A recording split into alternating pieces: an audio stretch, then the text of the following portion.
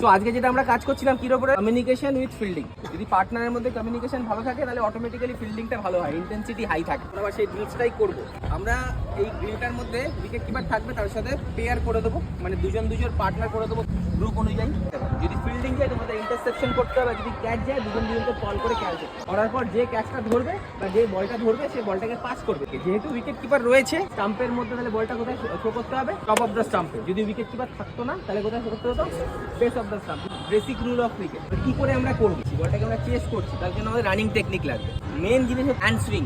আমাদের হাত যেন high level to back pocket, এর মধ্যে যেন নড়াচড়া করে। বেশিও হবে না আবার কমও হবে না।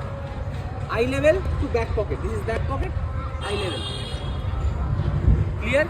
ফিনিশিং যত ইজি হবে, যত ভালো হবে, তত আমাদের এফোর্ট কম লাগবে। কম এফোর্টে বেশি আমরা রেজাল্ট পাবো। বেশি কষ্ট করে তো তাদের টায়ার্ড হয়ে যাবো, তাহলে বেশিক্ষণ সাস্টেন করতে পারবো না। রানিং টেকনিক মেনটেন করবো হ্যান্ড সুইং এর উপর আর পায়ের উপর। লেগ স্ট্রাইক যাকে বলে, স্ট্রাইকসটাও ইম্পর্টেন্ট কিন্তু।